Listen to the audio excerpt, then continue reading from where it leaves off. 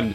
Hello everybody and welcome back to episode 43 of the Resurrected, A Winner Is You podcast. As a reminder, his name is David and I am sitting, I was going to say 0 miles across from Mr. Alex Aldridge, but that needs to be saved for when we're actually in the same room recording a podcast. Yeah. So what is this? Like you could say like centimeters. You could do an accurate measurement before that one. How many centimeters? It'd be like, you know, arms. Oh length, yeah. So let's go with 0. 0 miles. What miles. actual, like, is this the 4th Resident Evil game? 5th? There's one, 2, 3, and then is it 0? Veronica. Then is it 0? So it's 5th. Yes, because then it went. No, remake. Well, remake doesn't count, does it? No, oh, I don't know. I don't know. We're sitting Resident Evil 0 miles across from Mr. Alex Aldridge, for fuck's sake. Can I welcome to the podcast? We've got our distance somehow sorted, and we're ready to rock and resi. What were we talking about before this? There was a point. Oh, yes. Yeah, so I come to you, a man alone this evening. A man riding solo. Yeah, which is why this podcast may be louder on my end, as there's no potential baby to wake up or wife to annoy. You divorced. She's a teacher, so she's doing like A-level results day tomorrow, and it's like miles away, and her mum's house is closer, so she's gone over there to stay the night, so she's got less of a journey tomorrow, and her mum's already there to look after the baby. What does she need to do for A-level results? Has she not already done her job? Stand and watch kids cry about them. Oh, do you have to go into school to get them? Yeah. Oh, is that still a thing? I always got mine are always posted to me. I distinctly remember going in to get my A-level results, but obviously at uni it was like Tim Connor would send you some email or something, wouldn't he? Things like you a text. You would just log on. 48%. Yeah, you just log on to something at some point, and you're like, oh, passed. Yeah. I've made it to the next year. Onward. Because I do IT support at a university now. They were going on about A-level results day on Monday, and I was like, nah, my wife says you're wrong, mate. But I guess the unis get told like. Or do they know? On Monday, like I think they only get told like, oh, this candidate has either fucked it or succeeded. Right. Okay. They don't tell them the grade or anything. It's just more like they got what they needed, kind of thing. So tonight it's probably going to be similar to the nights where after we had the baby, and Rach was still in hospital for a bit. I was coming home at night time, so I could get some sleep, and then because she'd be up for the night mostly, and then I would go in the day and she would sleep then. I always wanted Cola, the dog, to come stay in the bed with me, or at least in the bedroom. But especially because I've just come home, you know, my wife's distressed because we can't get the breastfeeding to work. I've left a hospital. I've left my new baby there and her. I'm all alone. It's like, Cola, please come and just give me a cuddle in the bed. But she would sit in front of the closed bedroom door just staring at it, and I'd have to let her out. So I reckon she's going to pull that shit on me tonight. Oh, yeah, almost definitely. But I'm hoping for some lovely cuddles, but I don't think it's going to happen. She's going to definitely spoil me. No. No, she's going to leave me by myself, bitch. Oh, bye. Yeah. Yeah, I was going to say yourself, but yeah, that does make sense. I was like, oh, that doesn't make any sense, but it does. You know who isn't by themselves? Rebecca Chambers. Billy. Well, she spends a lot of the game by herself. If there's a crawl space or a rickety lift or a weird fucking box on a rope that she needs to get into, then yes, she's by herself for a bit. Billy knows what's what. He knows how to survive. Send her in. Yeah. And then if it all goes wrong, well, she can just leave, I guess. Maybe he was hoping she'd die so that he could just walk free and be a free boy. Because he's wanted for murder. He is. Although we think she wouldn't judge him either way, apparently, as we find out later on when she says, "Did you kill 23 people? I'm not going to judge you." Why? Why?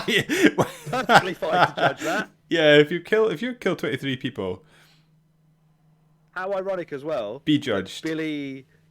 It's not Billy Mitchell. Billy Cohen, or whatever his fucking name is. Billy Mitchell needs to be judged as well. He is for crimes against Donkey. No, it's Pac. Is it Donkey Kong? Pac-Man. What was the game Billy Mitchell was? Billy Mitchell. Yeah, I just realised what I was talking about. Yeah. Yeah, it's a crime. It's a crime against. It was Donkey. No, it's Pac-Man. He cheated, was it? I think it dunno, was maybe it was Pac-Man. both. Maybe it was. I want to say. I know he was. He not famous for Donkey Kong, or no? I think it was Pac-Man. He was in King of Kong, so yeah. And he definitely cheated at that because in that film, sending somebody in sends dodgy him- tapes. Yeah, they like skipped when it went. From I just love the 1999 way to he here. acts like he's some sort of like video game gangster Yeah. with the with his Well, tie. he was proper. He must have been paying off that old referee man. He He's fell, well, got so he fell mental out with that problems. referee because that referee was managing the site that it turned out that he had like lied to and scammed. So like Yeah. basically the referee had to do like a heel turn on him, or he did a heel turn on the ref. Well, I he was guess. betrayed. Yeah, Yeah. definitely. Yeah. And take in oh, stupid man. What a silly. What a weird thing to cheat at. Yeah, and even the interviews I've seen him in, he just doesn't come across well at all. He's so like arrogant. Bell piece. Yeah, Total bell piece. arrogant beyond his station as well. It's like you're good at Pac-Man. Like, calm down. You're not. You've not like. Oh, we would kick his ass at Apex Legends, mate. Oh yeah, for He sure. thinks he's all that, but come on. See you at World's End. See how hard you are. Then. Exactly. Fucking knobhead. Have you played? Talking of. Hang on, what I was going to say, we got distracted by Billy fucking Mitchell, is that it's quite funny that Billy Cohen is wanted for the mass murder of a load of Africans, and yet, what was our last podcast about? What were we doing? Murdering Africans. Correctamundo. Chris Redfield's doing it the right way, apparently. I was thinking he was out of East. I keep thinking Billy Mitchell's from EastEnders. Is there a Billy Mitchell in EastEnders? That's what I thought I was talking I know about. there's Yeah. Grant and Phil are like the OGs. Grant, Phil, and Peggy. I feel like there was But definitely I feel like Billy. there was a young Billy Mitchell as well. He was like the little like runt of the family. So maybe that's what happened then at the end of spoilers Resident Evil 0 when he escaped with his life. He went off to Walford to help keep the Queen Vic running. Hang on, Billy Mitchell at EastEnders. Yeah, it's that guy. Yeah, there he goes. Is Walford meant to be Watford? Or is Walford an actual place? What is it? Wolford? Yeah, W-A-L Ford. I think it's made up. I swear it's made up. Although it probably does exist. Wolford. Like you could probably go see it, like you can Coronation Street. Because it's meant to be London, right? They've all got Well, London. Watford's not actually in London. Oh, I don't understand English geography. It's in Hertfordshire. And here's a weird thing. This is going to sound really stalkish, but I was watching a music video of a band that I used to really like. They're quite old now. Yeah. When I was like 16, when I first started getting into going to gigs, they were in a band called Captain Everything, and me and Chris used to go see them loads. Redfield. What? Chris Redfield? Yeah. Yeah. Before the African thing. And like I was like really into these guys. I thought they were so cool, and he subsequently started a newer band when he was older. And I was watching the video, and it's about 10 years old. And loads of the comments on the YouTube video, in fact, almost all the comments were like, "Oh yeah, go Mr. Froy," or whatever his name is. Like, "Oh, he's my teacher. He's my drama teacher." And I was like, "No way, is this guy a teacher?" And so I had a quick Google of him, saw on his Facebook page that he's probably in Watford still, where they're from. And I think somebody on there even said what school he was at. So I kind of went on the school's website and looked in their staff about page to check he was there. And then suddenly thought to myself, if I ever have to move to Watford, I know what school Cassie's going to. And then I just had these little thoughts of a parents' evening, be like, do you wanna jam? Because I just think we're well cool, mate. Can we be friends, please? And I thought, what are you doing? You're nearly 40 years old. Trying to orchestrate a move to Watford so you could send your kid to a specific school. Get taught drama by... Hang on. Hello? Hello? What has happened? Oh no. Yeah, we're back. We're back, baby. Count back in. Ready? 3, 3, 2, 2, 1. 1. I forgot where we were at. We're at what? I'll We're be friends with the old man. moving to Watford. Yeah. Just can't imagine him being a drama teacher. Who, Billy Mitchell? Yeah. I could kind of imagine him because he's actually an actor. So, He might be able to pull it off. yeah. What's Billy's second name in Resident Evil 0? I think it's Cohen. Let me check. Billy Cohen, that sounds right. I've encountered another Cohen in some media I've been watching. Cohen, Billy Cohen. Cohen brothers? Don't know. Yeah, it's Billy Cohen. Who sucks. He does suck. He's just a bit shit, and he's like such a typical kind of anti-hero. Like, oh yeah, I don't want to be helping you out. You're the cop trying to take me in, and then like 5 minutes later, he's like, yeah, fine, I'll help.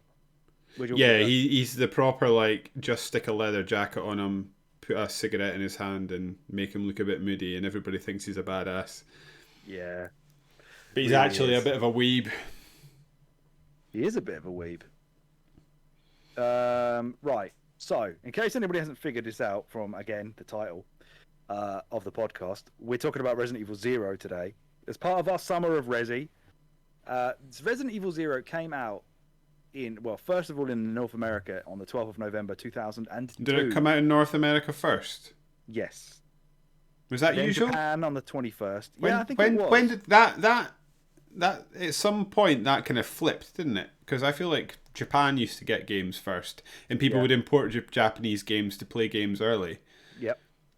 And then I guess so they still would have had to for this. It probably. Oh, so this came out in Japan first. Sorry, no, the Resident Evil remake. That came out earlier in 2002. That came out in Japan first. Really weird. Yeah, that's odd.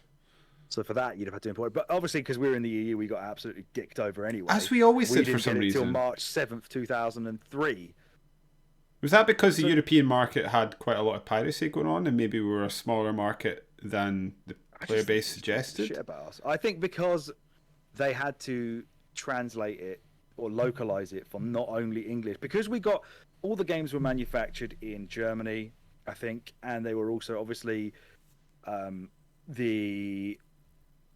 when it was kind of weird back in the early 2000s, wasn't it, where the rating system was kind of half and half.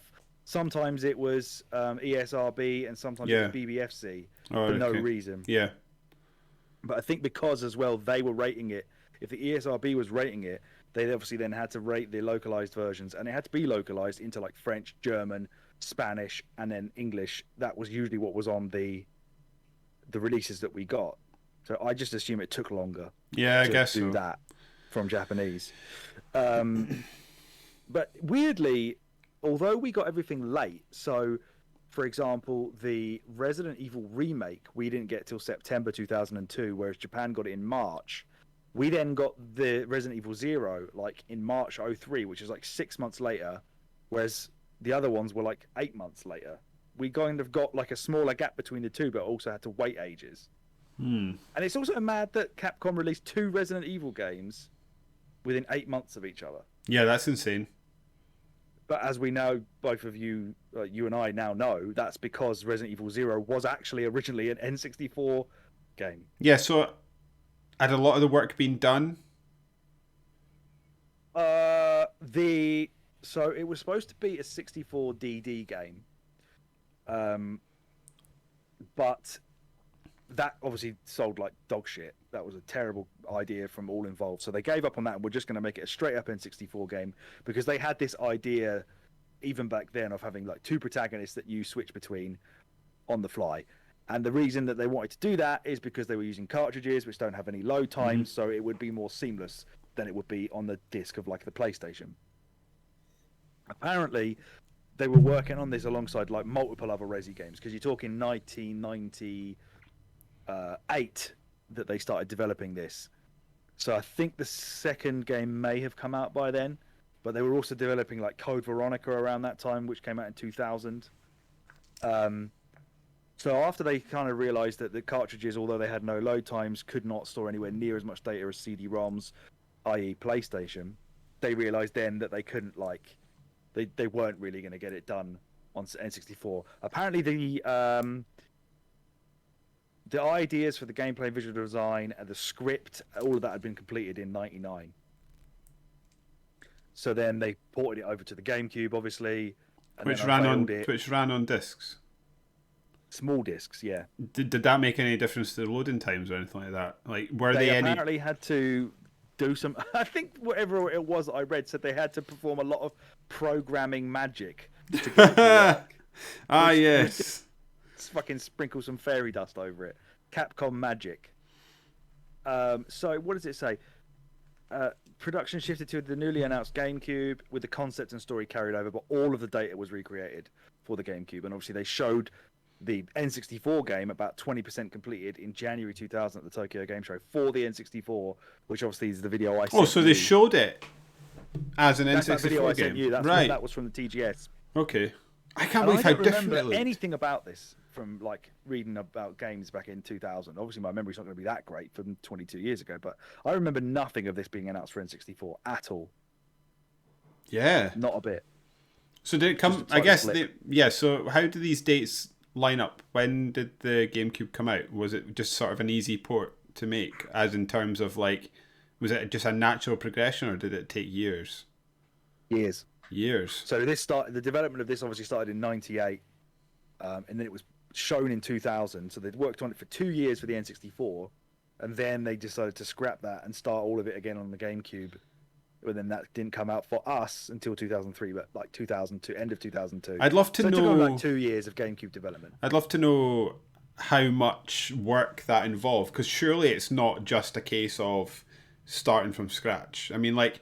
Well, as we said when we watched that video, it looks like the same. Yeah. Doesn't it? I guess you've done your storyboarding, you've probably done a lot of the legwork in terms of like the beats of the game. But like your textures and stuff would need to be done over. And I don't know how much, I don't understand how programming works, so I don't know how much that ports across. Did they use the same engine? I've no idea. Definitely not. This would have been on the same engine as the remake. It's a whole new control system. Maybe that's why it was slightly easier for them, because they had obviously they'd had this team from Capcom working on the GameCube version of the remake. Yeah. And then maybe they already had all of that engine built in ready for them, so they just it was easier to port the story ideas and everything and what they'd already got over to the GameCube version, because they already had an engine that was built for it. Yeah, they do look quite similar, and they are both gorgeous games. Yeah. As well. Mm-hmm. Amazingly. Still, even now. That I love that. I'm trying to think. It's definitely. I don't want to be hyperbolic about it, so I try to just calm my tits. But it's got to be up there, one of the better looking Resident Evil games. I think even today it just looks amazing. I think sometimes the sort of character design looks a bit. I can't really think of a more appropriate word than like anime to me, but the sort of environmental design, especially that train, is fantastic. I love that train area. Yeah. It's just, yeah. It's the only bit, really, that I think people probably remember from this. Like, probably. Not only bit, but the key thing that people remember. Well, because it becomes... It was so different. Yeah, because other than the character switching, it becomes such a bog standard Resident Evil game after that. Just with a bit more annoyance, I guess, sprinkled in. Definitely. The biggest annoyance we'll get more on later is... things like having to drop items and the backtracking in this game is so oppressive. Yeah. That it really spoils a lot of it. But in the train, because that area is so small, it's less abhorrent at that point in the game. Whereas when you get, especially to the last area, the treatment plant, the backtracking is insane. It's just overwhelming. I kind of got into a routine of every time I went to a new area, I would find a big sort of open room and just make that my base, do all my backtracking, dump everything I had in there. But then that ended up was doing, it just meant I did a lot of my backtracking at the beginning, which you could kind of just power through, which was okay. But what I ended up doing was just spending days picking up the wrong thing after that. Mm-hmm. I was playing it, I remember when I was playing this thinking, oh my god, this is an old game and it's remembering things I'm putting on the ground. Which I was like... They obviously thought that was great as well. Yeah. They were loving that idea. I was loving it, but then the actual mechanics of how that worked in the game, like, this game would have been infinitely better if they stuck one of those chests in, that when you went into a save room, you could just access the things you needed. Just, like, yes, that's not very realistic, but it's just more fun. It became such a pain in the neck after a while. And they'd done, 4 games of it? Yeah. At least, of item boxes. And then all of a sudden they decide, you know what, nah. we think that we're better than that now, so let's make a new idea of, I don't know, maybe it was realism, as you say, where you don't have a magical box that allows you to transport stuff through the thin air. But the worst example of it is the hook shot. Where oh my god, because you need it so infrequently. Fuck. Yeah, you need it in the train, and then you don't need it till you've done almost all of the training facility. Yeah. In between that and the treatment plant, and there's nothing to tell you that you're going to need it. Obviously, I mean, I don't know why or how it would, but mine was still at the wreck of the train because I thought I never needed it ever again. Yeah. And I couldn't even figure out how to get back to the wreck of the train for ages until I remembered there's a little hatch in the main fucking stairs room. The most seen room, I think, in any game I've ever played. The most frequented area. The amount of times I went back to that central room with the stairs and the picture of that dickhead. You'll be seeing it in your dreams. Point. I actually disappointed myself in just expecting something from this game that it wasn't.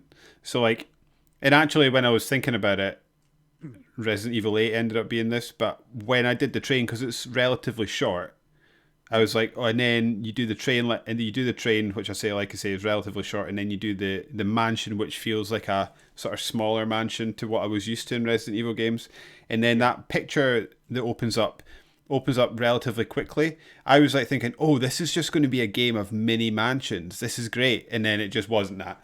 It was just that the train level was a sort of tutorial area, I suppose.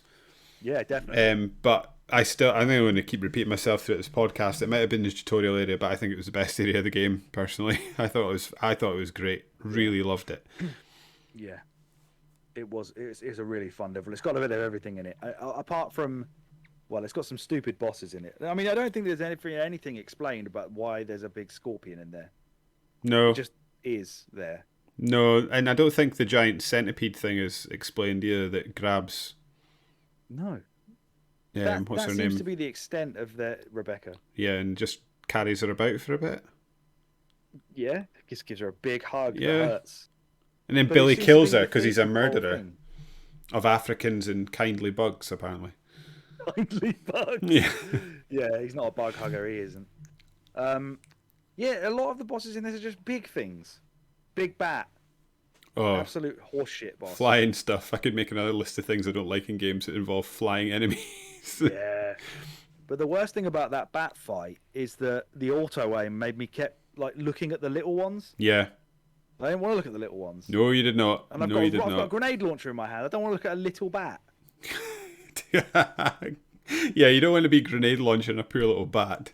Oh, but I did. Which was basically in his own face. Yeah. But there's once you're stuck with that auto aim, it's really difficult to change what you want to aim at. Yeah. They're really slow in how they move. And if you just take your finger off and press it again, he's going to go straight back to a little bat. That was awful. Mm-hmm. That was bad. That was difficult through nothing but bad mechanics. Yeah, that was just. You've got to think it was deliberate. Those little bats were there to do that. I suppose so. I don't know if you can turn auto aim off. I'm sure maybe you can. I mean, Did you like it as a mechanic compared to not? I got used to it and didn't mind it. I think for the most part, when you can't see something that's off screen, I mean, exactly. I would just get into a state of, if I walk into a new room, I turn around and press the aim button, and if she turns back again, I know there's something in there that I can't see. I think because the game, much like the OG Resident Evil, was set with static camera angles, it allowed you to sort of offset the different things that would hold you back in a way. Sort of the Resident Evil tropes of not being able to move and shoot, and like I say, the static camera angles, it allowed you to sort of offset that and still feel like you just weren't being gypped, like I sometimes think happen in the OG Resident Evil ones, especially if you're playing the OG Resident Evil for the first time blind. I mean, I'm not sure many people do that these days, but for people that do and don't spend 6 hours running about setting fire to other zombies so they don't come back with red eyes, I thought the OG one though. No, was it not? I can't even remember. I'm going to get all these remakes. Those Crimson Head bastards absolutely suck. I in terms of mechanics, other than like you say, I agree with you in that bat fight. I thought it controlled okay, and I actually, because I was playing it concurrently with Resident Evil 5, like you, I think I ended up preferring the Resident Evil 0 mechanics to 5. I think. I reserve the right to retract that at any moment, but that's how I'm feeling right this second. I think it's pertinent to point out for listeners at the moment that I have played it before, but we played it this time around on the PlayStation 4 version, which has the updated control scheme that they also put into the HD remake of the remake. But on the GameCube version, you have to hold down the B button in order to run and do, the actual tank controls and holding backwards and B to do a quick turn. Whereas this one, you're able to kind of just point the stick and they will run everywhere. I conflated that when we were talking about this over text, and you said that I conflated that with the OG. Well, because we were that was at the same time you had showed me the N64 version, so I took it. Oh, the N64 version had the weird old controls. I see. No, yeah, the GameCube version does too. So it's just the more modern ones from, I think it's like 2016 or something. That's probably why I quite like the controls then, because they are a lot newer than even. I distinctly remember when you and I were both playing the HD version of the original remake. You kept these types of controls on, and I was really against it and said I can't handle it. Or did you I'm putting the tank controls back on so I can hold a button to run? And I still found that in this one as well, where like sometimes my brain won't let me do it, where if I run in one direction, I don't know, forwards on my control stick, because that's where the direction's pointing, and the camera then flips to being behind me, I can't keep holding forwards, even though that works, and it will keep them going in that direction. No, I flick. Yeah, I was constantly. Instinct makes me flick it the other way. I do that. And then she'd turn around, and the cameras would go back and forward, and it's all. Oh, fuck me, man! It was headache inducing. Yeah. Which is why I wanted to turn them off when I first did it, but I persevered with them for this time around, and you kind of get used to it. I wonder if I could play the remake now with those controls and wouldn't need to switch them to tank. I assume probably yes. Yeah, probably. What have you got next up on the list? Because I want to get to the characters. I want to talk about. Yeah, I've kind of just got a list of talking points. Okay. Let's talk about the characters then. Yeah. Go for it. Well, we've kind of discussed Billy. He was needlessly obtuse, like for to his own detriment. He was trying to. It was like they were trying to make him a mysterious sort of. I don't know. Do girls like bad guys? Is that what they thought the developers of this game? Does. Yeah, and they're like, oh, we'll just make him weirdly obtuse, and he won't answer the questions. Player, as you say, we know the truth. Yeah. So him being mysterious when he's asked if he's killed 23 people but no judgments, and he says, I don't know what he says. Oh, that's not important or whatever. Well, it doesn't matter. It doesn't matter. Yeah, it does matter. It should matter. I mean, you're innocent. Just say no. Yeah. That's the best answer. That's the one good answer you can give is no. It was everybody else in my platoon, and I was framed for it, because that's actually what happened. Yeah. So why you? And then, like I said, we know the truth as the player. We've just seen that he's innocent. So there's no mystery for us. It just makes him look weirdly, like, difficult and antagonistic when he could just be open with her, and then she'd be like, "Oh well, I can help you." Now I may be misremembering this because it's been a little while, but I, for the most part, quite liked the female representation in Parasite Eve. The main character was female, and I think she had a couple jabs at her, but she wasn't just a bit of an idiot who needed rescued by a big tough guy. I thought Rebecca falls into this trope quite badly, and even for like to the point that she was trusted to go through like the moment to moment, but anytime something big happened, it was always to her. That I eventually found a little bit great, and maybe I'm turning into a bit of a snowflake, but I just find it irritating. Like, she was the one that fell down the hole. She had to get rescued at the beginning by Billy. She was the one that got picked up by the giant hole. And she just was always relying on Billy to dig her out of holes. And I just thought, nah, like she's a trained police officer, surely. And they just made her, and I think in conjunction with her dialogue, she just came across a little bit naive in a way that a trained special forces police officer wouldn't be. And she began to grate on me a little bit as well. Well, I mean, that kind of leans it slightly into the point of the voice acting in this game is horrific. Yeah. And the script is terrible. Do you remember right at the beginning of the game where she's gone straight on the train, there's a bunch of zombies there, she shoots the shit out of them, and it just goes like not even 3 seconds long of her going, oh my god, what just happened? I thought they were dead. And it's so badly acted. Such a weird thing for somebody to say that they've just murdered a bunch of zombies. Yeah. But at this point as well, this is like the progenitor outbreak. It's not like Raccoon City's well aware of the zombie issue. You know how sometimes zombie films or TV shows or games try and play on the fact that humans in this universe don't know what zombies are? Yeah. They haven't watched a zombie film because zombies are effectively being created in their universe, and that's why we know what they are. Whereas this one, she's like, one of the guys is like, oh, there's fucking loads of zombies out in the forest. She's like, oh yeah, I've killed shitloads already. Yeah, that's the thing I always, because I quite enjoy a good zombie story. I know they're not cool anymore, but I do like a zombie story, and that's the thing that I've always thought.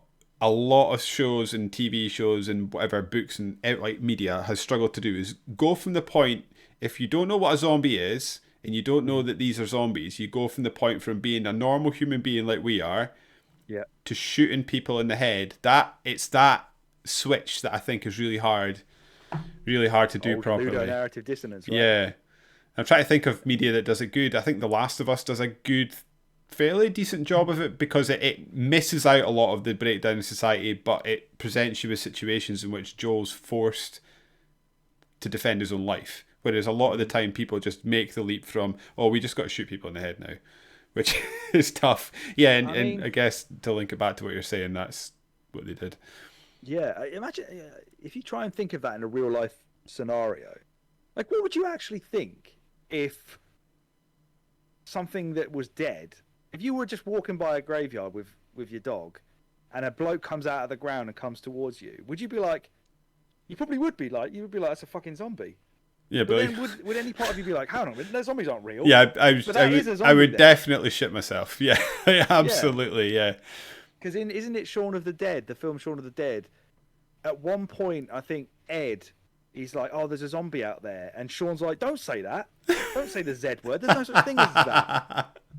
So they obviously do a really clever way around it of like, we're seeing this thing that's not real. It's just a film thing. Yeah. But it clearly is real in our universe. So now we have to acknowledge that that's what it is. Yeah. But in this one, they're just like, yeah, there's fucking zombies out there, mate. They've been created by a virus. They're not even like typical zombies. This is some fucking opera singer has been spitting leeches to create these cunts. This isn't like the dead coming back to life. He spat some leeches into people, including himself. I just made my little brown matter there, just made the connection between opera singing and zombies there with Parasite Eve that we were just talking about. Oh shit, yeah. Wow, don't ever go to an opera. No. Unless you're prepared for movie things to happen. That opera singing is the most bafflingly like, why is he doing this? Why is he just singing on the top? Like, that's never, I was going to say that's never explained, but how do you explain that? Does he sing to control the slugs or something? What's that? He doesn't say that he does. No. There's no explanation to why he loves to sing. On top of in a really high voice as well. He's not even like, what is it, like bass, vibrato, whatever it is. He's all just straight up high pitched, straight, yeah, like a lady. And again, his voice actor is utterly fucking terrible. It's really bad. This is like, doesn't he have a really shit line before he turns into the big thing? And I can't remember what it is. Oh yeah, you're right. Like, I'll show you who's the monster. Or yeah. Really bad like that. Right, so because it's been a couple of weeks since I finished this, so talk me through that bit, because the guy in the wheelchair is the guy singing on the mountain, who is the guy that discovered Resident Evil 7. So, lady. 10 years early before this game. 8, sorry. Right, in the story breakdown I've got here, it describes him first of all as the leech controlling man, which is excellent. So he is what's the guy's first name?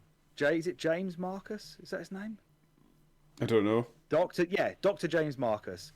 He is the one that I think we heard about in Resi 5, who found all this shitty plant in that cave in Africa and started making the virus. Or he was part of the people working on it anyway. For Oswald Spencer, who is the founder of Umbrella. So James Marcus is like the scientist behind Spencer's company. Oh, so Spencer's... So that's not right. Okay, I thought they were one and the same, and I was getting very confused because he seems to die in like every game. Yeah, maybe he didn't actually work for Umbrella. I can't remember exactly whether he did or he didn't work for them. Because does he not say it's my mansion at some point? Yeah. And it's not Oswald's mansion. It's that guy's mansion.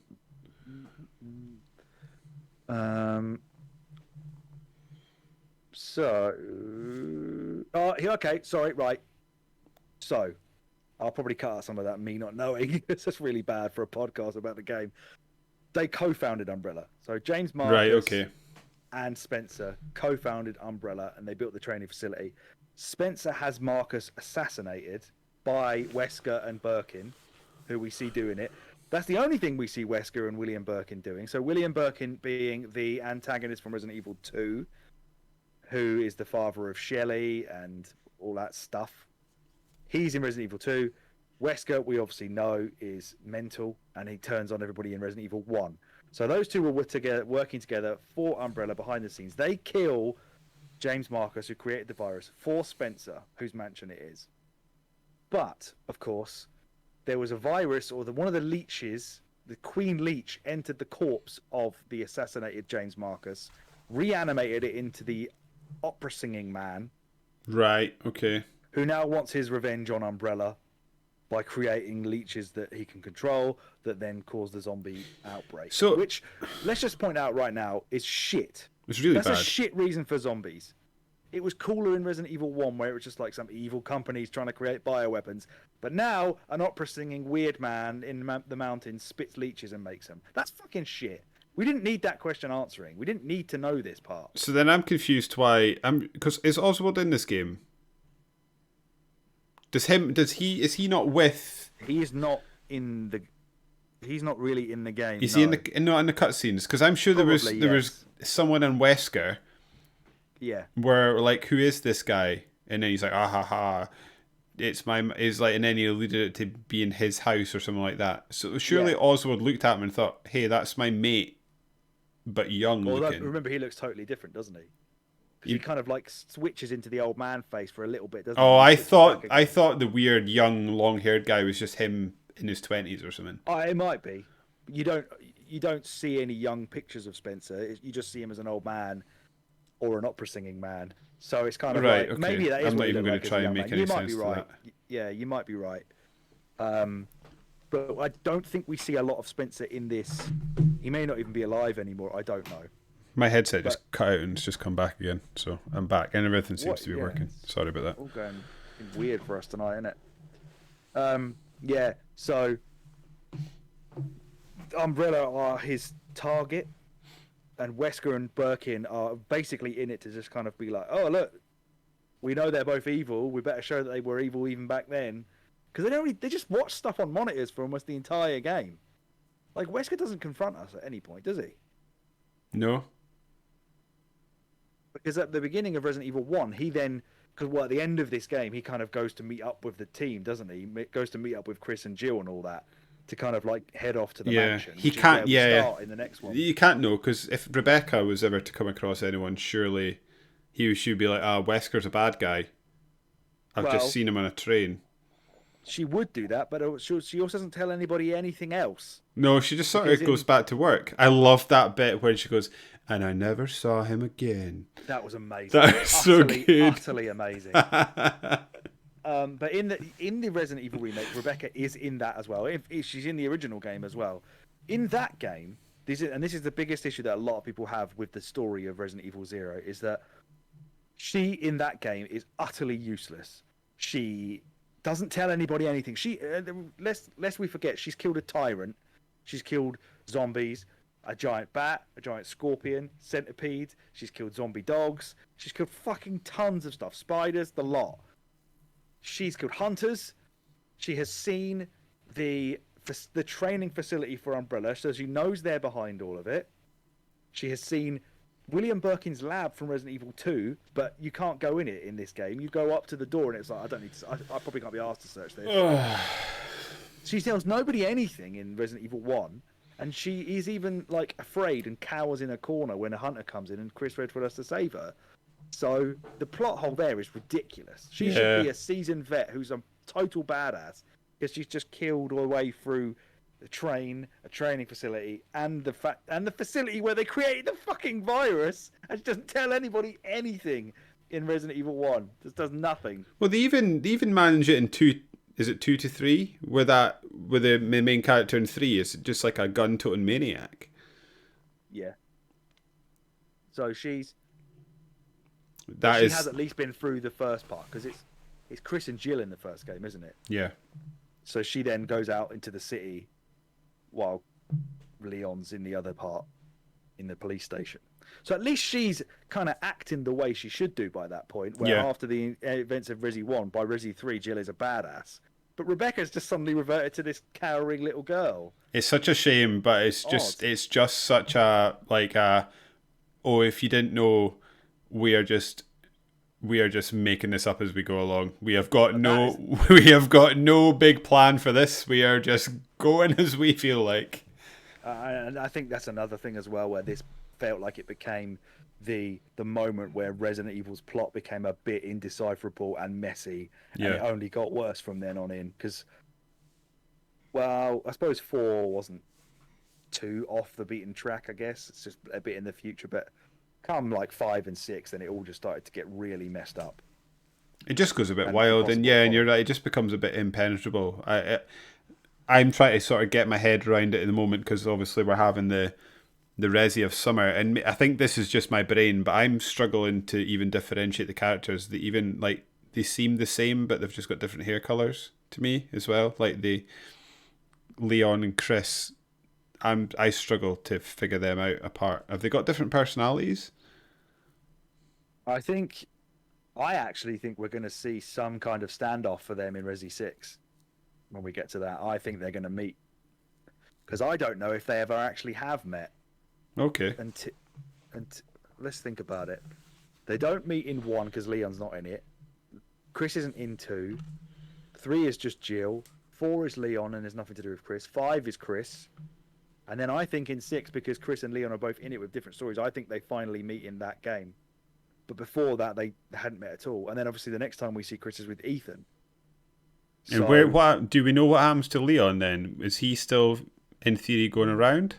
Or do we not know? Or will we know by the end of playing 6? At the end of Resi 4, that's the latest install, or maybe it's 6. We haven't finished it, so maybe 6 is the most recent one, actually. So I don't know. He might be. I assume he's all right. And what? He's Raccoon City Police Department, and obviously Chris is starts off as STARS, which is like special tactics. There are 4 main sort of Resi characters: Chris, Leon, Jill, and Claire. Claire is nothing. She's just Chris's sister who goes searching for him when he's gone missing after Resi 1. So Resi 2 is her trying to find him. Then Jill and Leon are members of RPD. Or is Jill STARS? No, Jill STARS. So her and Chris are members of this special tactics and recon. Which Rebecca is STARS as well, is she? Yes, she is, yeah. She is... What?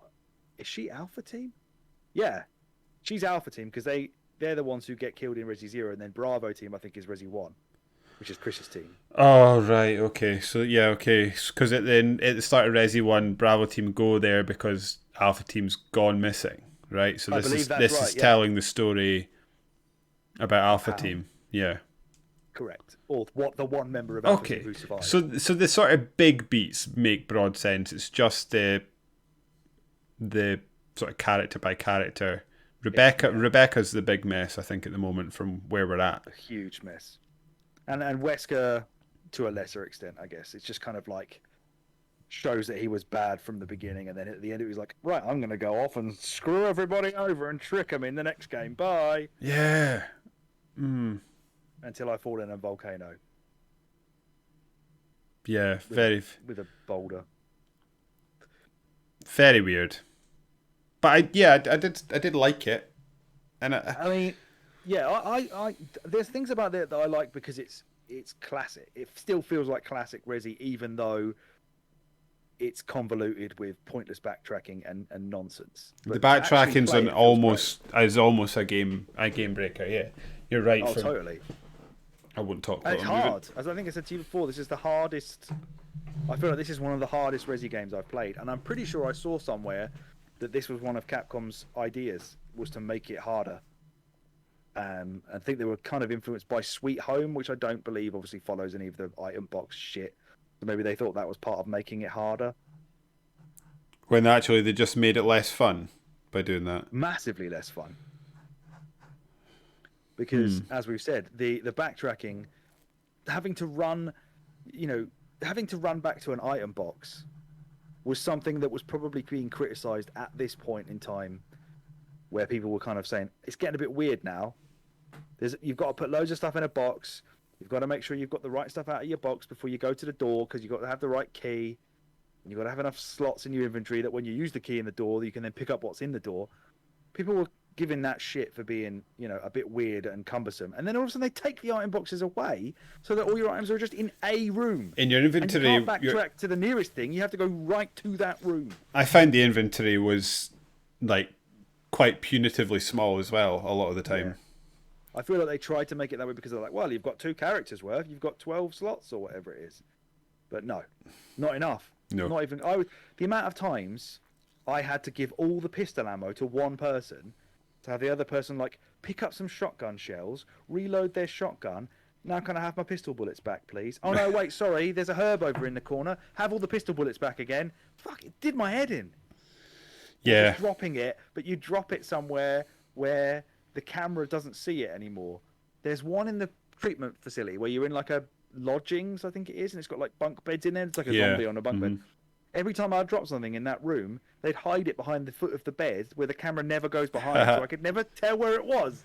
I'm just running back and forth, smashing the A button to help try and get them to pick it up. Yeah, this is a funny one for me as well, because I think we spoke about this in Resi 5, and I think this is almost applicable again. I wonder if this is going to be a running theme in that, like, there's so many problems with this game, but I just sort of still liked it despite itself. Yeah. And when we're talking about the things that... But this is the thing that I guess why I'm sort of trying to ponder this, is that, like, the things that we're speaking about that we don't like are very often game breaking. Like, I wonder if it's just because it's an older game. I maybe try to give it more patience than I would, because if this was a modern game, I'd be like, fuck this, and it'd be off. But for some reason, I just stick with it with Resident Evil and still sort of kind of muddle along and enjoy it. I don't know why that is.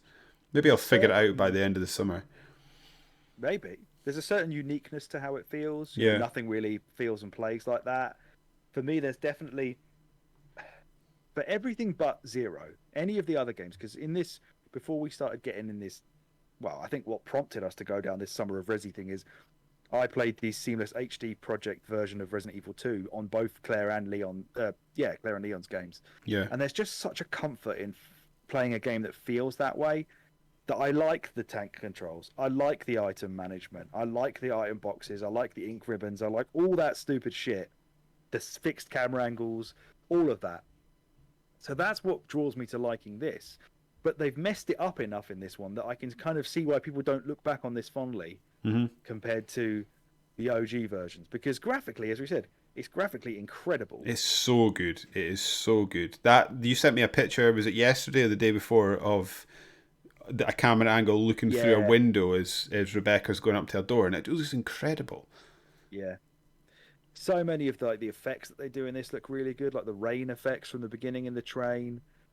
The only thing that I think suffers is probably the actual cutscenes. We're in an era at this point, which kind of was indicative back in the PlayStation days as well, where you got like early FMVs, where like that kind of 3D graphics, actual 3D animation, Disney style, looked really horrible. So you play like the original Resident Evil 2, the cutscenes in that look terrible, but the polygonal sprites look all right.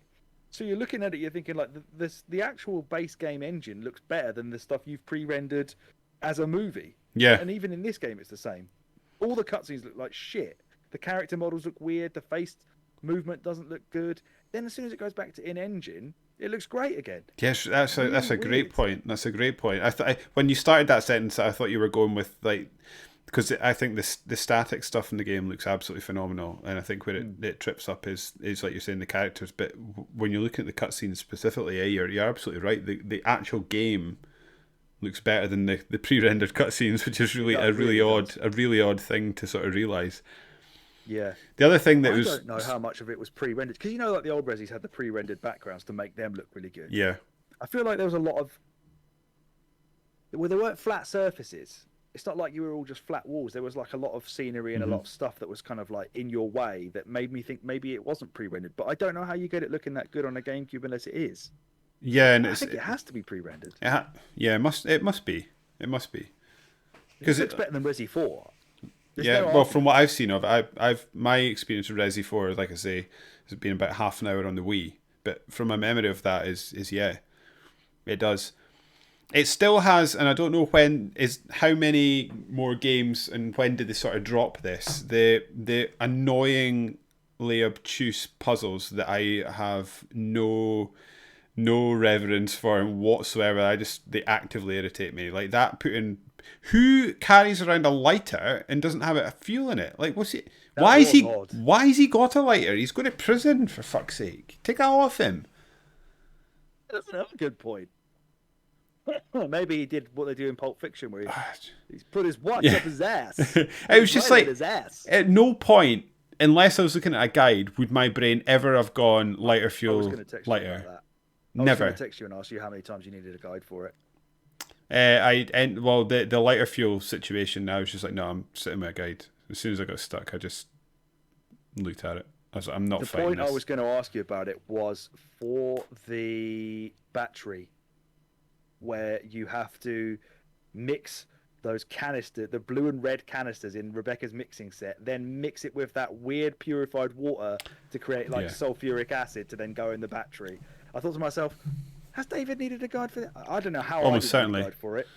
Yeah, I just saw a fucking canister in the corner. I was like, I know what I've got. This stupid battery fluid. The two that got me and thought I'm not even trying with this because it's obviously doing OG Resident Evil bullshit on me is the lighter with the lighter fuel, and there's. What do you use the lighter for again?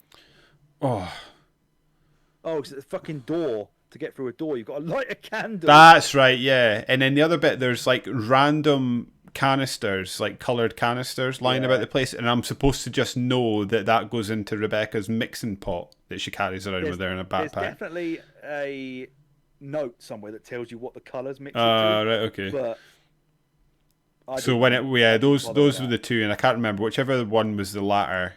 I was just like, I'm not even fighting this. Because it happened twice. Yeah. And I was like, no, I'm not even fighting this. And is there any logic to that puzzle down in the dungeons when you're lighting the bowls with animals standing on top of them in a certain order? I couldn't believe I got that in a wanna. It took me ages I think I took a video to show you of it. How did you work that out? Try. It's from what they say. Right, okay. Like one thing, you've got to try and work out like what's eating what, because you can figure out that the snake says it's going to take down even the mightiest king, so you know that the snake's going to be the winner. And then the first thing is like a deer, I think.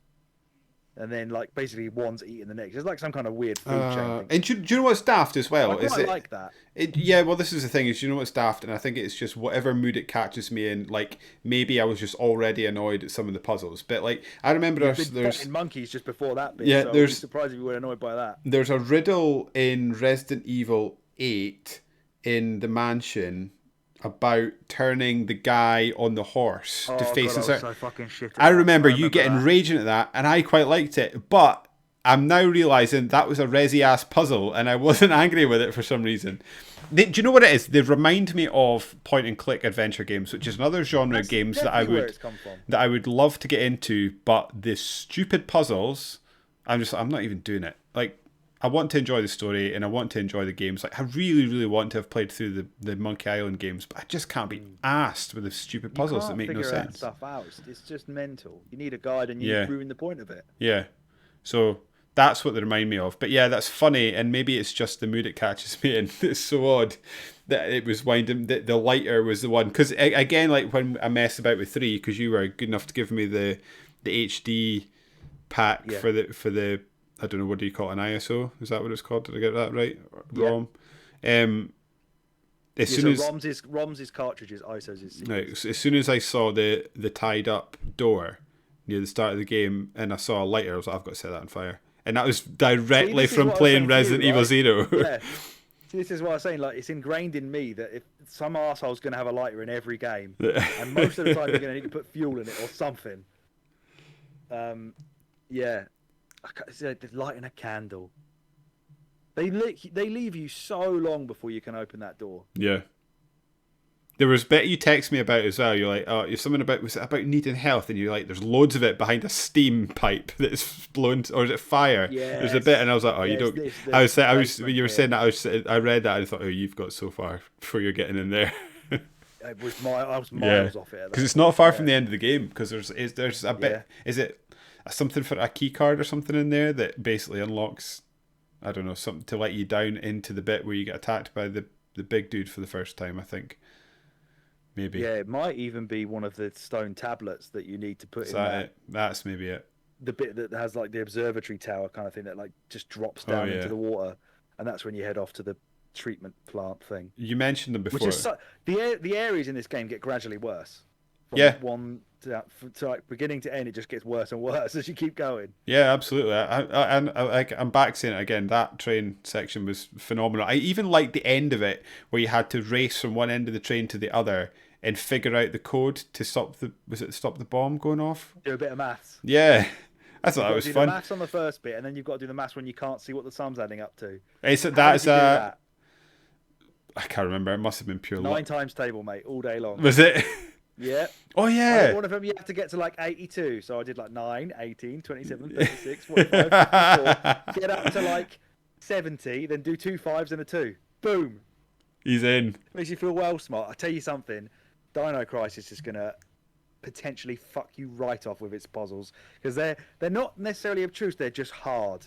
Like you actually like maths and shit. It's fucking hard, those puzzles in that game. It's a different way of doing it. It's if there's a logic to them, I think I can get on board. Right. I can get on board with it, as long as it gives me enjoy that. As long as it gives me time to think. Like, is it going to like kill me if I don't know my 6 times table? I don't think so. No, it's just going to be like you'll just be banging your head against it for ages. I remember me and Chris Redfield being like, "This is the hardest puzzles in any Resi game ever. They're so difficult." I'm looking forward to giving that a go. How did you think that they dealt with the key gimmick, if you want, for want of a better word, for this game of the character switching? Did you think that was, I don't know, did they utilize it enough? Most of the time it's just, I'll tell you something actually, before you answer that, how often did you use the right analog stick to control the person that you weren't actively controlling with the left stick? Never. Me neither. Not once. Would have been really helpful sometimes to do that. Like, for example, the time when Rebecca let me die from the frog because she didn't shoot her fucking gun. We can get onto how bad the AI is in a minute, but yeah, the switching puzzles. What did you think to that? I thought they didn't. No, I don't think they used it as well as they could have done. See, when they alluded to it in the train by making you pass stuff between lifts, I was like, oh, this is actually really interesting. They're going to have puzzles that you need to use, like you need to pass things between different areas and make sure that each person's got the right thing. But ice picks. Yeah. Which, interestingly, you can't use on the outside of that door, which I assumed. When I thought of that, I thought, this is bollocks. Surely she could just go use the ice pick the same way he can. Why have I got to send it in a lift? Yeah. Maybe the key's on the inside of the door, it's broken off on that side, and that's why you need to... They also do... Billy does have a knife in his pocket. Yeah, and they also do the thing where they just say, like, to get themselves round, stuff like that, to make sure you had the right character in the right place. Oh, Billy's stronger than Rebecca, because Rebecca won't turn a crank. Yeah, or Billy's too fat to go on this lift, so Rebecca's got to go. Yeah. I would like to see them do more with it, because that, to me, that's the potentially, other than the train, to me this is the standout thing about this game. It's like they've tried to do something different that actually feels quite modern in a way. And again, I caveat that with, I've obviously played a much more updated version from the original, but yeah, it just feels that's the sort of unique little thing in the game to me that I would have liked them seen deliver on it a little bit more than perhaps they do. I mean, lest we forget, that's why it was going to go to N64. That's the whole point of this. We can switch characters and do this because we don't have load times. That was their whole reason for this existing. And as you say, it's a bit underutilized. I would have liked them to utilize the environment slightly better because, like we were saying before, a lot of the time this just means it puts the characters to different places. I would have liked them to be operating in the same room, maybe on different levels, and being able to see each other might have been more interesting. They could have done that, surely. I don't see why they couldn't have. They can have the two characters in the room at the same time, so there's no reason they can't render them in different parts. Like Gears used to do, like when you're playing co-op. One way, the AI goes the other, and the AI is like shooting from above. Because then you can introduce puzzles like you're pushing things down on top of things. You're like moving boxes to help each other. I don't need to give you basic puzzles, but it would just open up a new dynamic to the puzzles and make them a little bit more interesting and feel a bit more intuitive. Whereas like when you actually think about it, as fun as it was to do, and this is the thing, like obviously it's gameplay over sense, but like there was no communication between Billy and Rebecca to know to put things in the lift. They were just doing it. So there's very little in general. Even in cutscenes, they barely spoke to each other at all. I was reading through your notes. I was reading through your notes, and that was one of my favourite points that you made. Sorry, I'll let you do it because I'm just stealing your thunder. That you were saying that because they never spoke to each other, that interaction at the end where they almost have a little bit of, there's definitely a bit of sexual tension going on. Like it's totally unearned. Like they didn't really develop a relationship in any way because they spent so much of the game apart. Not speaking to each other. So when that thing came at the end, maybe I'm assuming the developers were hoping that you have created a relationship with Rebecca and Billy Mitchell independently. But the characters themselves, it wasn't earned. It was just a payoff that just wasn't. It was never even alluded to at any point, really. I mean, he's actively lying to her most of the time. Just pretending he's a killer. Doesn't tell her that whether he's killed these people or not. For no reason. He knows that she's there to take him in. It's only really because I guess at some point, he does his little Matrix dive, doesn't he, where he slow-mo shoots that leech near the beginning. Yeah. And basically from then on, she's just like, oh, he's the greatest. How he survives that fall off the lift into the water to get dug out like 20 minutes later. Oh, yeah. And then even in the water, he still gets like basically... Does something eat him? Someone attacks him. Yeah. And he just like basically drowns and washes ashore, and then she just like pushes him. But come on, mate. Are those lunatic monkeys in any other Resident Evil game? Thankfully, no. Because those things were a nightmare. I mean, come on. They were vicious. They are one small step below being flying enemies because they jump up they stun lock the shit out of you as well. There's only like 3 of them attacking. I genuinely think like aim's going all over the place. That room that you don't need to go into when you're trying to save Rebecca from falling down the hole. There's a room that's got like four of them in there, and if I stumbled in there and I never made that mistake again. Well, because you assume that's the room you have to go to. That's where she fell down. But oh no, you've got to go back to the fucking training facility to get go back and save her there. Because you've gone into the church part, right? She's gone to the church. Yeah. You've got to go all the way back to the training facility into the through the boiler room where I couldn't get to before. You've got to go through there. That's another one. I'm not sure how. Maybe you're just meant to learn it more than I did, because there's no way I'd have figured that out. No, I think at that point I was just kind of like, I don't know why I'm in the wrong room, and I'm getting killed by 4 monkeys. I got killed. I can't remember any other Resi game giving me this many game overs, and the lack of saving that I was doing you had a tough time with that. I lost like an hour of progress at one point. I was devastated, and that was because I got eaten by a fucking frog that Rebecca refused to shoot. Yeah, she just stood there like unholstering her gun and moving it up and down. She did not pull the trigger once. Because I couldn't switch to her either. You had a Doom 64 moment, didn't you? Because you text me saying, I think that's it with this game. I can't do it anymore. Yeah, like I've beaten it before. I don't need to finish this. Yeah. But then, no, I had to go through and do it. You came back quietly, because I think you texted me a couple of days later and you're like, I've done it. Yeah, I did, yeah. Beating that stupid leech guy a couple of times. I was saying to you before, and I suppose it's probably worth mentioning because you were talking about the difficulty is like I never ran into the difficulty spikes apart from those monkeys really that you did, but I don't know if it wasn't by design. Like I was saying to you, what do you call it? I keep wanting to call him a Leviathan, but he's not. The big guy. Tyrant, that's it. He must have glitched for me because he basically stood in one spot and let me kill him. Just let me shoot him over and over again until he died. That's pretty lucky. That and then I think I died when you fight him the second time well, it's actually Rebecca that's cranking this time. She decides she can crank or she's doing something. Oh, that's something on the computers. That's is that the leash? thing. Oh, it's different enemy, isn't it? Yeah. So I had a bit of a tough time there, but even then, he just got kind of stuck in a corner, and I just got to shoot him. That was an odd bit because before you start that, when you find out that light is going to kill this thing, it gives you like a note that you have to read, and it's like, here's the instructions on how you open the shutters. You need to do the northwest door first, then the southwest. But Rebecca just does it all. She knows. She's done her reading homework. Did that happen for you? Yeah.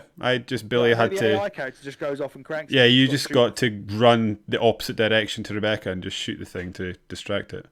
Yeah. I thought, why are you telling me the order it needs to go in? And she's just going to do it. Going to do it.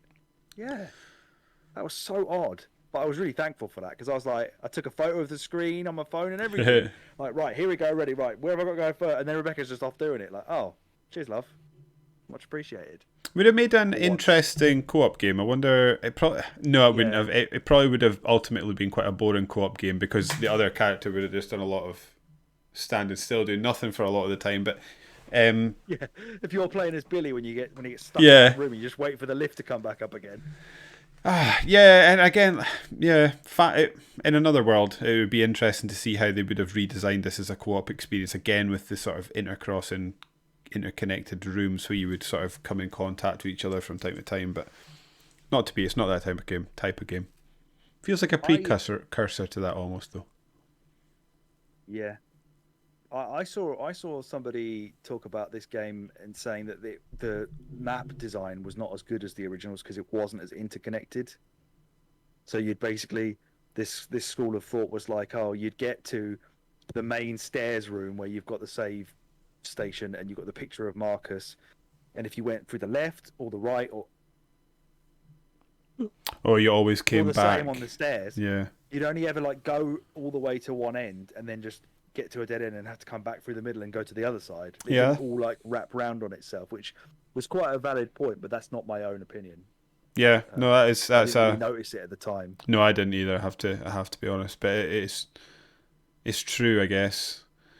Just like we said earlier, by the time you get to the treatment facility, that is such. I mean, not only have they now also done a weird replica of the mansion, which I don't understand why it was a replica of it, but it kind of was.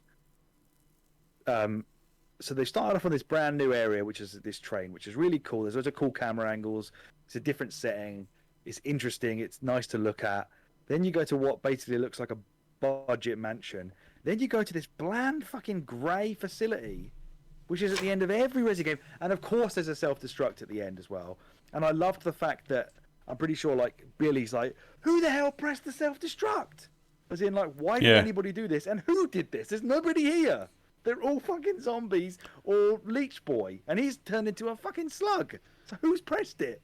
It's actually, it's an interesting point where you were talking about that when we were talking about characters earlier on, linking back to the Resident Evil 5 podcast, I think it was, when we were talking about how I like that in the Resident Evil games that the environment almost becomes one of the characters. I would agree with you in this. I think this is one of the more bland, uninteresting environments. I never felt like the mansion felt lived in a way that a lot of the other Resident Evil games felt like. It just felt a bit sterile and by the numbers, and other than the train again, it just repeated things that I'd already done.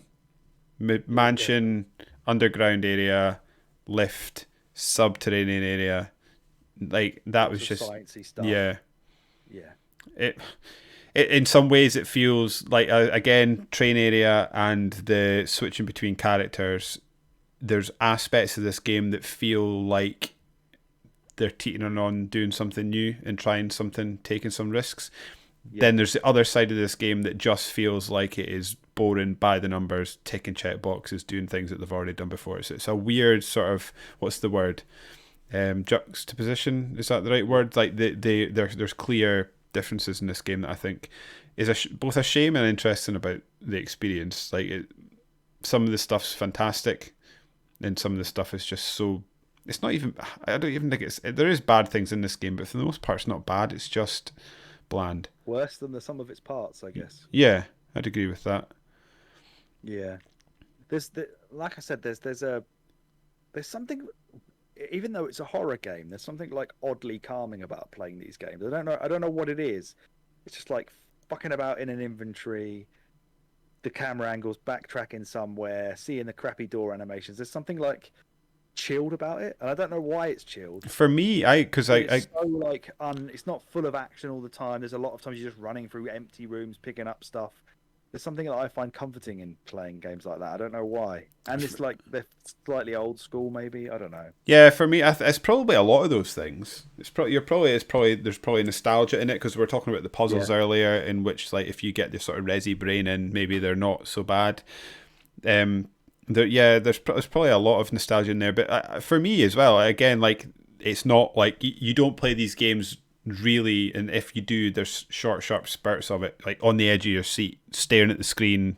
You can sort of lie back on the couch and play these games, but for me, I think it's also the familiarity. You learn the environments, so like because they're small enough that you can kind of get the whole thing in your head. So when you see things, you need to go places. You know where the kitchen is. You know where the bedrooms are. You know where the classrooms are, and you sort of learn the area, and there's something quite fun about that, and just becoming super. And I think that was something that games post this game started to lose when everything started to GTA itself and had to be bigger and massiver, when actually there's something to be said for a smaller, condensed experience that you become hyper familiar with, because you can play with the game in a different way, and you're not always pushing the player onto different things. You're just asking them to learn and explore and understand and uncover secrets. I mean, I'm telling you things you already know, but the thing I'm sort of discovering when I'm playing these Resident Evil games is there is much treasure hunts as they are horror games, as they are like. They are effectively, not effectively, but they are kind of Metroidvania. Yeah. You have a map.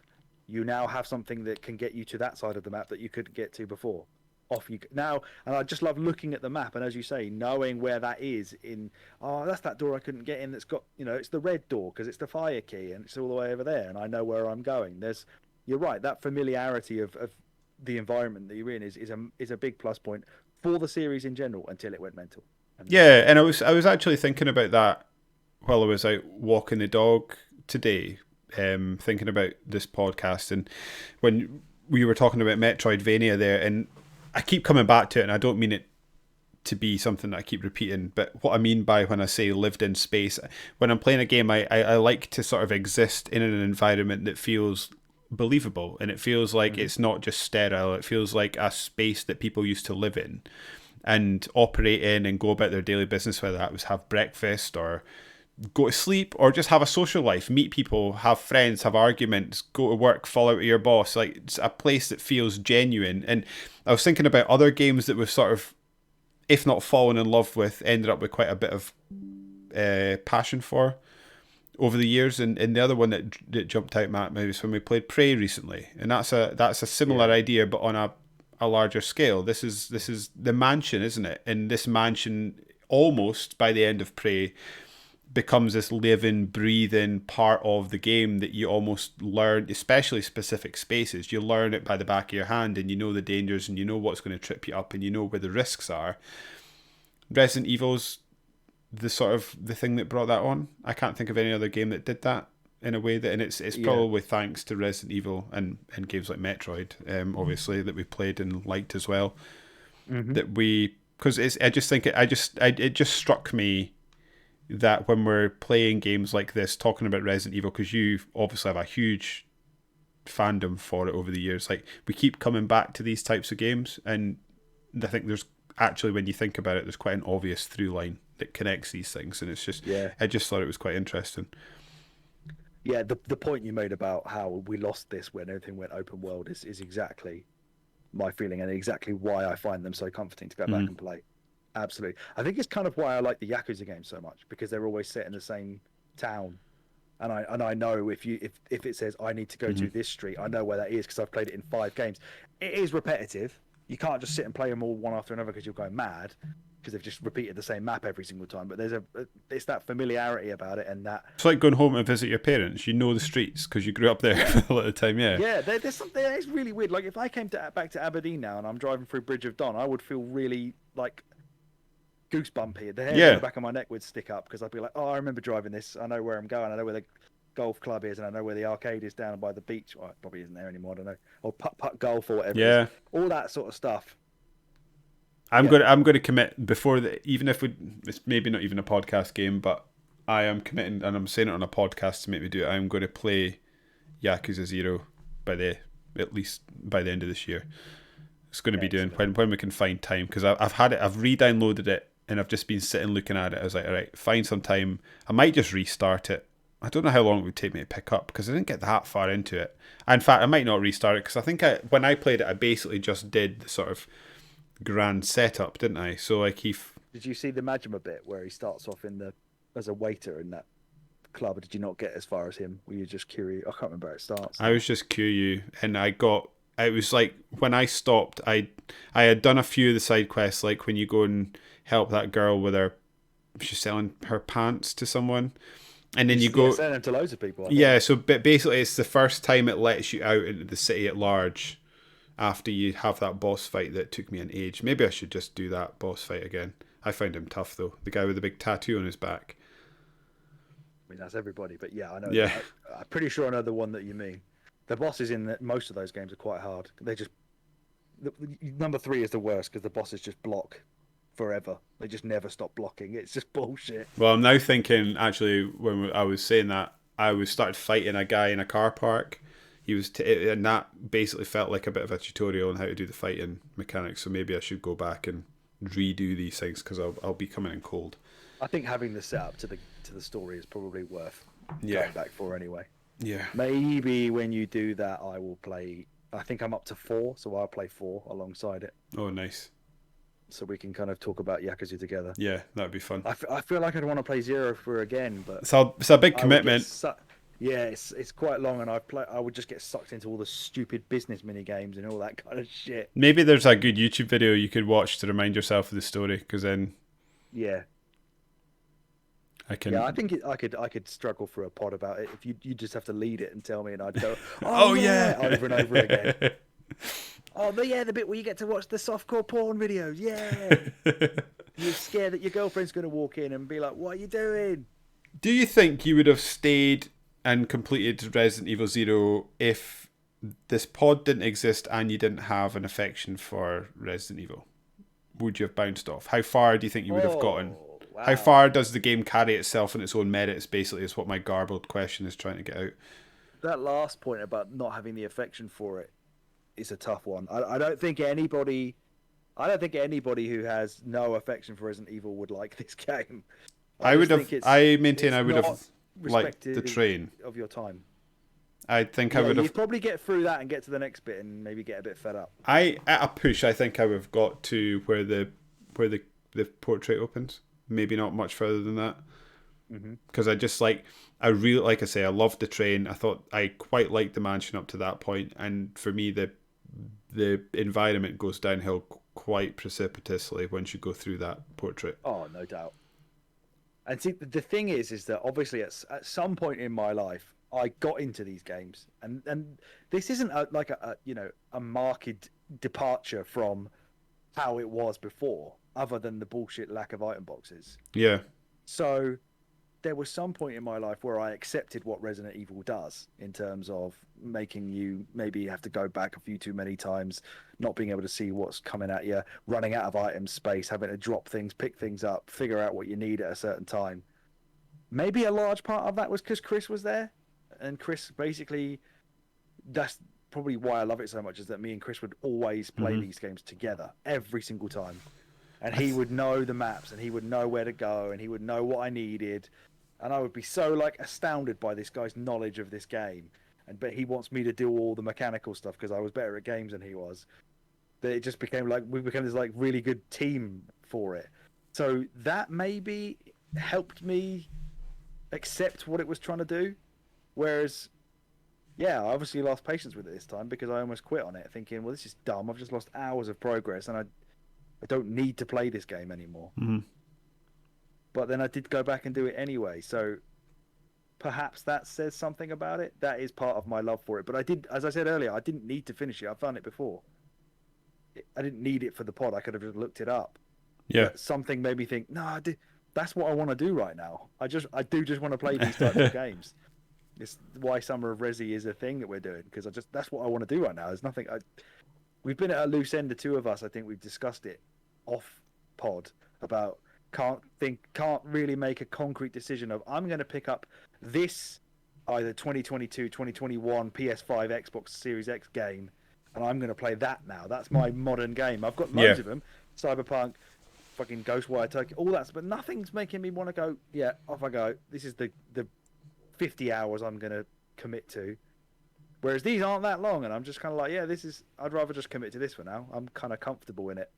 Yeah, that's not really got a lot to do with the quality of this game, I think. No, I think I've been feeling broadly similar actually. Now when I think about like what we've been doing and how I've been playing video games for this podcast specifically, like I have found myself going on off in little projects for a little while. So like when we played Alien, as much as that game angered me, I sat and watched all the Alien movies concurrent with it.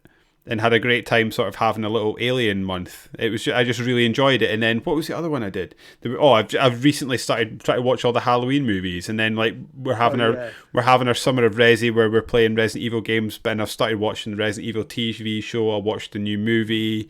Like I'm just sort of immersing myself in Resident Evil for a while. There was something else I did recently as well. But I'm just trying to think, what were the other games we've played recently for the podcast?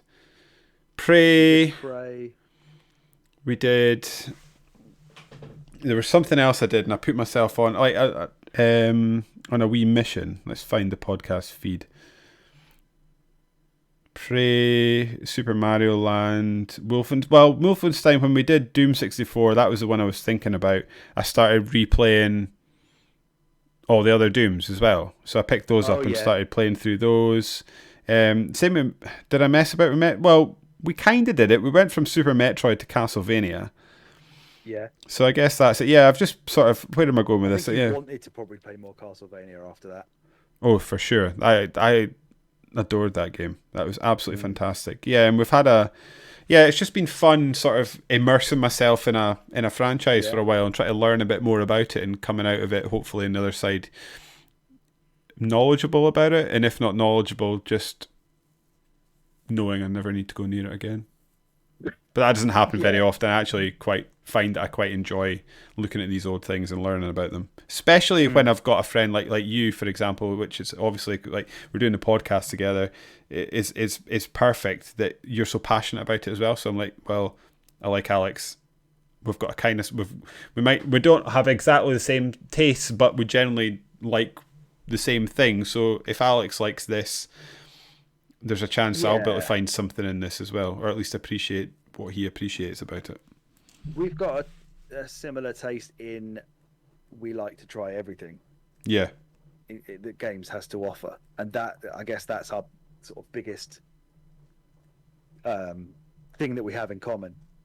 Is that unlike a lot of our other friends, we will play anything and we want to try everything we can, whereas everybody else is probably just happy with. You know, I mean, Chris, I've spoken about him enough on this podcast. He's played Fallout 4 like 8 times just to build shit. Or he plays Command and Conquer, and that's about it. And so, whereas you and I, which is like anything that new comes out, would just be like, oh, that looks different, that looks interesting, we're going to try that. And you don't hear a lot of people saying that. A load of people I meet that say that they're gamers, I say, oh, what do you play? And they'll be like, oh, RuneScape. Yeah, they'll find one game, yeah. Yeah. Yeah. Or like my brother-in-law, just, you know... I remember I bought him Star Wars Jedi Fallen Order, and he was like, oh, it's really cool to play an actual like game like this. All I normally play is Battlefield or FIFA. Like, there's fucking loads of games like that, mate. Yeah, there's a whole world out there. 10,000 of them. Have you been talking about new games? Have you been tempted to download and play Rumbleverse? I did that today. Is that another thing that's multiverses? Is this another similar thing to that? It, Oh no, it I saw you playing it on Twitch, the wrestling thing. it's a wrestling battle royale. Yeah, people seem to be really liking it, but I think the same people that are liking it are people that are really into maybe fighting games. Because I was playing it and I was like, I'm not having any fun playing this whatsoever. It's just not my thing. I bought some fucking stupid shit the other day in the end of that PlayStation sale. I'll tell you this right now. Yes, what have you got? I bought Fire Pro Wrestling World, which I already had on the PC, but I wanted it on my PlayStation for some reason. And then I bought... Can we have a Winner Is You Wrestling Federation on Fire Pro Wrestling? You can make up some shows. Yeah. I downloaded every single AEW wrestler immediately to it. Because I'm so thirsty for that AEW game to come out. It might actually be terrible, that game, but I don't want to play the WWE games. I just want to play a wrestling game again, and I want it to be AEW. So it's AEW. Yeah, it's Ukes that are making it, right? Yep. Who made the SmackDown games. But it looks... They made No Mercy and all that. Oh, did they make that as well? Because I was about to say it. That what was thrown me today. I heard someone mention it. Ukes. I was like, I'm sure they made SmackDown 1 and 2. And then I was like looking half Ukes and half like Jack's Pacific. Right. Okay. Because I was they may have made the PlayStation ones and then Ukes made the N64 ones. When it was all under THQ. Right. Because when I watched the video of that game, that just looks odd to me. There's something not. One. Yeah. There's something. No, it's not. It's not wrong about it. No. But it looked like the old, like they were trying to emulate the old WWF WrestleMania games. Kenny Omega fucking loves that game, so he wants it to just be that. But it just looks janky and weird. It just doesn't look right. Yeah. It looks like an old game that's shiny in a bad way. It's really weird. Yeah. I'm worried, but I will definitely buy it because I haven't played a wrestling game in ages. I'm just thirsty for it. So yeah, I bought that. I've played Fire Pro Wrestling World, and it's so hard. Like I can't even punch people on it. It's a weird isometric angle, and landing a punch is almost impossible. I also bought the Samurai Showdown collection because I want to get it to a fighting game series, and that one's supposed to be really cool. And I've got a fighting stick that will work in my PS4, and it was like £5. And it's like 6 games in one. So I was like, yeah, let's do it. Even though I've just downloaded for free about 20 fighting games for the Dreamcast and Saturn that I spoke about in the last episode. I didn't need to spend money on this. I just cannot help my fucking self. If you stumble across a fighting game that seems like it's accessible to a complete noob, let me know, because I have been wanting to... I maybe don't want to go on a full mission with it, but I want to understand fighting games in a way that I just don't. I was thinking about Tekken. I struggle with the polygonal 3D ones. I really do. Like maybe the 2D is where it starts. Okay, Soul Calibur, love Soul Calibur, but stuff like I tried this game called Last Bronx, which is kind of like Tekken with sticks. There's a 2D. Really there's a 2D one that's quite big in the fighting game community as well. I thought about trying that, and because then I thought, but then there's a Marvel versus Capcom one. I was like, I like those. Maybe that's like an IP that I have got an understanding for. Let me see if I can, because there's one that the art style that just really speaks to me. But again, it's a fighting game, so I've never bothered. Let me see fighting games. Let's see if it pops up, because I'm sure it's one of the big ones. Yeah, I'll tell you some of the ones that I've been getting like prepped for me to play on like Saturn and Dreamcast. I've got things like Guilty Gear. It's maybe Guilty Gear. Fatal Fury. King of Fighters. I think it's King of Fighters. King of Fighters. Is there a massive guy in King of Fighters? There's like one guy that's like... Maybe. Let me have a look at... I think it's maybe King of Fighters. Maybe let's have a look at Guilty Gear. I don't think it's Guilty Gear. What was the other one you said? You said a couple there. Fatal Fury, which is kind of like King of Fighters anyway. They seem to have some sort of crossover that I'm not fully understanding of.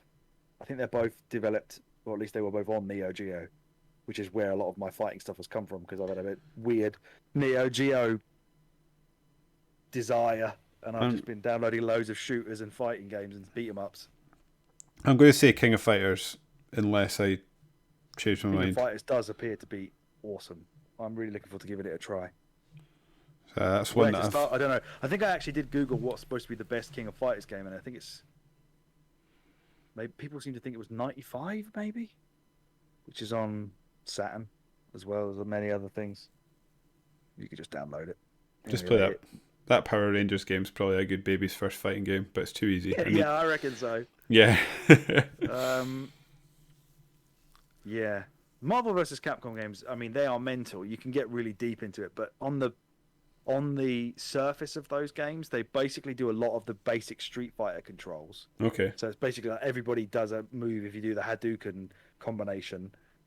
And you can do flashy special moves really easily. You can just make it look mental. Is there... Sorry. What do you know? I've seen the Dragon Ball games. Some of them are on Game Pass. Do you know anything about those? Are they 3D or are they 2D? I don't know. They are 2D, and they're the ones that have got like some of the cutscenes go into like 12 frames a second to look like a TV show. I really would like to play that Dragon Ball game, but I just don't know anything about Dragon Ball. No, neither do I. To learn it. We tried for like half an hour, didn't we? Like, no, this is boring. The other one is maybe we just have to commit to playing some multiverse on a Friday night together as well, because that's probably quite a baby's first fighting game. It's just like a 3-button game, isn't it? Basically. Yeah, we need to play Turtles as well. Yeah, which is a beat 'em up, but yeah. What have we got in the docket? Bringing it back. What have we got in the docket for the podcast coming up? I know we're about to start Resident Evil 6. Do we have next one, then? Do we have another game? Well, I want to play Dino Crisis, but it's up to you if you can handle it. Okay, so what I'll do is we'll start on 6, and in my own time, while you're not about, I will start on Dino Crisis, because then that gives me something to work on if you're not online. And then I will do the same. I'll be able to tell you within a couple hours of playing it if I'm going to stick with it or not. Yeah, because if you've played Resident Evil 3, then you're ready for how it's going to play. It's just harder. Yeah, dinosaurs run fast. Played a chunk of that. I've actually bought and downloaded Resident Evil 3, the remake as well. Okay. Because that'll be easier. Just because it's easier to turn my Xbox on than my PC. So yeah, I'm going to start playing that as well. That's the problem with all these things. Yeah. They've never really released Dino Crisis anywhere, which is a shame. I feel that's ripe for a comeback. That game should be a staple. Weirdly, with that, the second and third games are so different. Oh, are they? The first one is just straight up, this is Resident Evil but there's dinosaurs in it. The second one, it's all about like time limits and scores, and you're running constantly. There's no tank. It's like they just wanted to strip out all the Resident Evil stuff and just be like, here's a run and gun dinosaur game. It's so different. I just didn't like it. But a lot of people seem to think, oh, it's way better than the original because the original is so unoriginal because it's just Resi. But I'm like, that's what I want. I want to play that. There's dinosaurs in it. This is Summer of Resi, mate. Get with the times. Yeah. Have you anything else, Alex? No. Other than, is this game better or worse than 5? Oh. Oh, God. I don't know. That's a tough question. I want to say worse because I'm trying to not just base my entire opinion on this game on the fact that I loved that train section. I think it's worse as well. I don't think my rankings backed that up, but I think for what this is in terms of how it's based on being one of the original style Resident Evil games, it's one of the worst of those, if not the worst. Whereas Resident Evil 5 is like the second best of the over-the-shoulder ones. Yeah. Well, unless you count the remakes of 2 and 3, then it's like 4th best. Yeah. But it's only Resi 4 is better than 5 in terms of that style. Unless we both love 6. Who knows? Who knows? If you thought we ranted about this game, lads, you wait till we get... Hey, and then there's the DLC for 8 that gives the over-the-shoulder mode. Oh yeah, we're gonna have to. Yet, I don't think it's out. We don't have to play the whole bloody game again, but we're gonna have to give that a go. I would probably play it again because I think not now, maybe not tomorrow, maybe not next year, but at some point. I remain one of the few people that find that section with the doll utterly effing terrifying. Other than the baby was a bit mad. That's a wrong time of my life for that to come out as well. And I guess on that bombshell, Alex, that brings us to the end of episode 43 of the Resurrected Winners You podcast. I have brought back to life the this day in gaming. Oh, yeah. So head over to Facebook, which I'm still trying to fix because it says a winner is you, but it's still at Gamertron. But I'm trying to fix that. Okay. Every time I tried to fix it, it said something like something's gone wrong. Come back later. So I was like, I'm sick of fighting with you. Wonderful. So there's that, and because the only way I could find you can schedule a Facebook post, but I cannot for the life of me figure out how to schedule an Instagram post. So what I'm doing is I've written all and scheduled for the rest of the month the Facebook posts, and then I'm just logging on once a day and I'm copy and pasting in Instagram because that'll do it. Yeah. But yes, that's annoying because the whole thing with the Facebook was to make the Instagram easier. But well, that's what when I was looking at it was like you can schedule an Instagram post if you do it on this Facebook creation suite. So that's what I did, and then it still wouldn't let me do it. So I'll dig around. I may be doing something wrong, but today I think was, as of recording, was Canon Lynch 2, which I've never played that. The standout memories for that is they put a really weird, that was during the rise of YouTube, and they put a really weird YouTube filter over it because they wanted it to look, the whole game to look like a YouTube shaky cam. Yeah, videoed on a phone or whatever. And then that also instigated the sort of blow up of Jeff Gerstmann to get sacked from GameSpot. And then was that not the first game that he got sacked for? Oh, was it? Yeah, I think it was the first one because I think the second one was universally thought of as much. You're better, right. You're right. But you're average. Right. But the first one, he was just like, "This game sucks." Or he gave it a 6, didn't he, or whatever it was. Something like that. Yeah. So what a scumbag, giving it a 6. Yeah. So yeah, Canon Lynch, and yesterday was High Seas Havoc. Had a nice I saw you talking about that. a nice wee anniversary. Sure, you thought it was nice. But... I don't think either of us have got anything else to talk about. Have you got anything you want to mention? No. Let's keep playing Resi. Let's keep playing Resi. I've been David. He has been Alex. We have been A Winner Is You, and I'm out. Keep gaming.